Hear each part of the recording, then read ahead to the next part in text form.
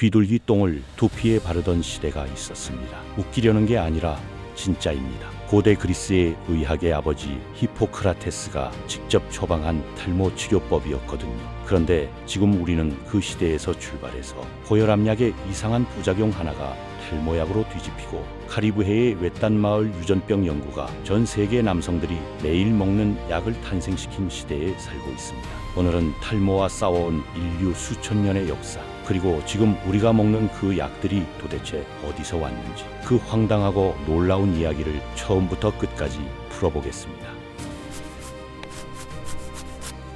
탈모는 인류 역사에서 가장 오래된 고민 중 하나입니다. 지금으로부터 약 5,000년 전 고대 이집트의 파피루스 문서에는 탈모 치료법이 기록되어 있는데 그 내용이 참 기가 막힙니다. 피마자유, 아몬드유처럼 기름기 많은 식물성 기름을 두피에 바르면 머리카락이 난다고 믿었고, 심지어는 대추나 개 발, 당나귀 발 같은 동물 부위를 갈아 섞은 혼합물을 두피에 올려두는 처방도 있었습니다. 지금 보면 두피에 바비큐 양념을 올려놓은 것처럼 황당하지만 당시 사람들에게는 진지하고 간절한 치료였던 겁니다. 그리스로 넘어가면 더 유명한 인물이 등장합니다. 의학의 아버지라 불리는 히포크라테스. 이 사람이 사실 상당히 심한 탈모를 갖고 있었습니다. 그래서 본인이 직접 처방을 고안했는데 비둘기 똥, 고추냉이 뿌리, 비트즙, 아편, 향신료를 섞은 연고를 두피에 바르는 방법이었거든요. 결론부터 말하면 전혀 효과가 없었습니다. 그런데 이게 얼마나 인상적인 실패였냐면 지금도 의학계에서 극심한 탈모 패턴을 히포크라테스형 대머리라고 부를 정도입니다. 이름은 남겼는데 치료는 못한 셈이죠. 중세시대로 가도 상황은 크게 다르지 않습니다. 12세기 독일의 수녀이자 의학자였던 힐데가르트는 곰 기름과 나무재를 섞어 두피에 오래 올려두라고 처방했고, 스칸디나비아에서는 대머리가 된 바이킹들이 거위 배설물을 머리에 바르는 방법을 썼다고 전해집니다. 8세기 중국에서는 홍화유와 하수오, 여러 한약재와 동물 부위를 갈아 만든 비방을 썼는데 동서양을 막론하고 메커니즘에 대한 이해 없이 경험과 주술에 기대던 시대의 한계였습니다. 비유하자면 자동차 엔진 구조를 전혀 모르는 상태에서 차에 문제가 생기면 향을 피우거나 기름을 붓는 시기였던 거죠. 20세기로 들어서면서 의학은 조금 더 체계적인 접근을 시도하기 시작했습니다. 과학자들은 탈모의 원인으로 혈액순환 호르몬, 두피 염증 같은 요소들을 주목했고, 전기 자극 장치로 두피를 자극하거나 호르몬 크림을 바르거나 각종 연고를 개발하는 시도가 이어졌습니다. 그러나 결과는 대부분 실망스러웠습니다. 근본 원인을 정확히 모르는 상태에서 시도한 것들이었으니까요. 마치 불이 왜 나는지 모르는 상태에서 물을 뿌리거나 흙을 덮으면서 뭔가 되겠지 하는 식이었던 겁니다. 그리고 1960년대 초 완전히 뜻밖의 방향에서 역사가 시작됩니다. 미국의 제약회사 업존이라는 곳에서 연구자들이 위궤양 치료제를 찾는 실험을 하고 있었는데 연구 과정에서 특정 화합물이 혈압을 강하게 낮춘다는 사실이 우연히 발견됩니다. 연구진은 방향을 바꿔 고혈압 치료제로 개발을 진행했고, 이게 나중에 미녹시딜이라는 이름을 갖게 되는 물질입니다. 1960년대 후반부터 임상에 들어갔고 효과가 굉장히 강력해서 다른 약으로는 조절이 안 되는 중증 고혈압 환자들에게 쓸 정도였는데 1979년에 로나이텐이라는 이름으로 FDA 고혈압 치료제 승인을 받습니다. 그런데 문제가 생겼습니다. 아니, 정확하게는 문제 같아 보이는 것이 생겼습니다. 이 약을 먹은 환자들에게서 전신의 털이 과도하게 자라는 다모증이 나타난 겁니다. 얼굴, 등, 팔, 다리 할 것 없이 온몸의 털이 폭발적으로 늘어나는 부작용이었습니다. 고혈압 환자들 입장에서는 황당하고 불편한 부작용이었겠지만 이걸 보던 몇몇 의사들과 연구자들의 머릿속에서 전혀 다른 생각이 떠올랐습니다. 전신털이 이렇게 자란다면 이걸 두피에만 국소적으로 바르면 탈모에 쓸 수 있지 않을까. 이 발상이 역사를 바꿨습니다. 먹는 약이 아니라 두피에 직접 바르는 국소 제형으로 개발을 시작한 거죠. 임상 결과는 실제로 효과가 있었고 1988년에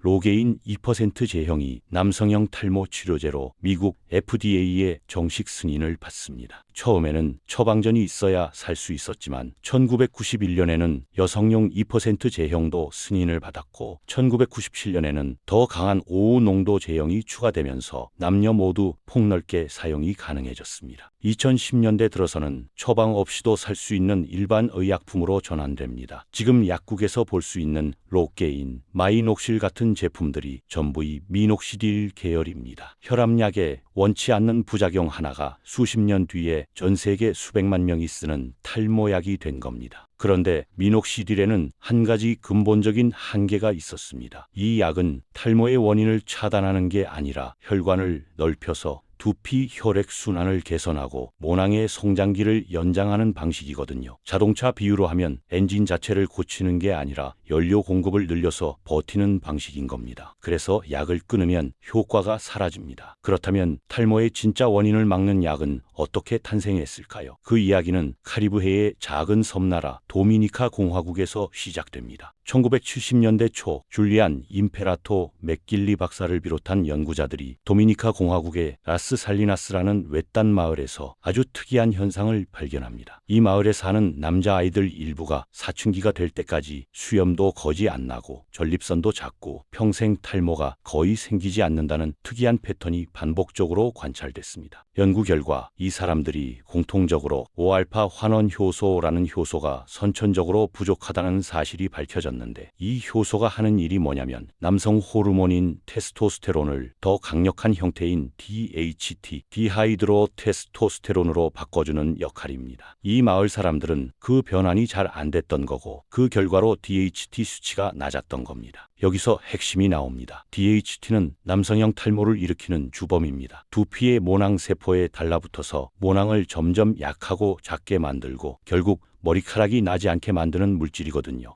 마치 화분을 점점 더 작은 것으로 갈아 끼우면 결국 식물이 자라지 못하는 것처럼 BHT는 모낭을 서서히 죽여갑니다. 그런데 이 마을 사람들은 BHT 자체가 잘 안 만들어지니까 탈모가 안 생긴 거였던 겁니다. 제약회사 머크의 연구진이 이 연구를 보고 즉각적으로 가설을 세웠습니다. 5알파 환원 효소를 억제하는 약을 만들면 DHT를 줄일 수 있고 전립선 비대와 탈모를 동시에 막을 수 있지 않을까. 1970년대 후반부터 본격적인 신약 개발이 시작됐고 수많은 화합물 가운데 하나가 MK906이라는 코드명으로 개발되다가 최종적으로 피나스테리드라는 이름을 갖게 됩니다. 1992년에는 5mg 용량으로 전립선 비대증 치료제 프로스카라는 이름으로 먼저 FDA 승인을 받았고 이후 임상 과정에서 저용량인 1mg만 써도 탈모 치료 효과가 나타난다는 사실이 확인됩니다. 1997년 1mg 제형의 피나스테리드가 프로페시아라는 이름으로 남성형 탈모 치료제로 정식 승인을 받습니다. 도미니카 공화국 외딴 마을 하나의 희귀 유전 이상이 수십 년 연구를 거쳐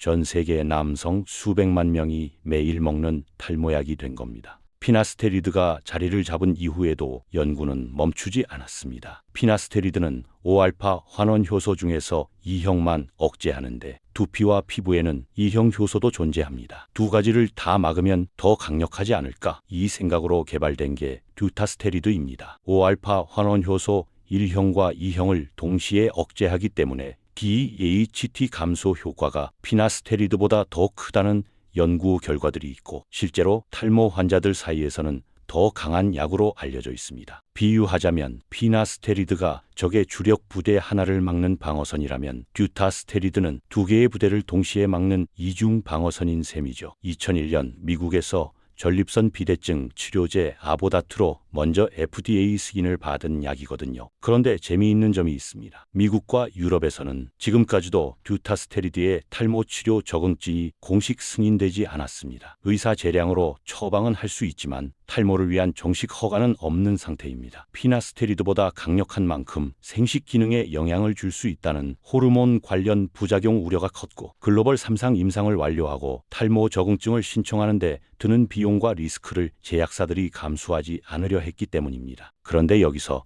한국이 등장합니다. 한국은 2006년부터 자체 임상시험을 진행했고 2012년에 식약처에서 세계 최초로 듀타스테리드를 탈모 치료제로 정식 허가했습니다. 미국과 유럽에서 오프라벨로 쓰이는 약이 한국에서는 당당히 탈모약으로 처방이 가능한 이유가 바로 여기에 있습니다. 이 역사를 쭉 따라오다 보면 하나의 공통된 패턴이 보입니다. 비둘기 똥을 바르던 시대부터 고혈압약의 부작용을 재활용하고 외딴 마을의 유전병 연구에서 약물 원리를 찾아내기까지 탈모 치료의 역사는 의도치 않은 발견을 어떻게 재해석했느냐의 역사였습니다. 지금 탈모약을 먹고 있는 사람이라면 그 작은 알약 하나 뒤에 수천 년의 황당한 실패와 수십 년의 집요한 연구가 쌓여 있다는 사실을 떠올려봐도 좋을 것 같습니다. 그리고 탈모 치료의 다음 장, 유전자 치료와 세포 수준의 모낭 재생 연구들은 지금도 진행 중입니다. 비둘기 똥 연구에서 분자 수준의 억제제까지 인류는 생각보다 훨씬 멀리 왔습니다.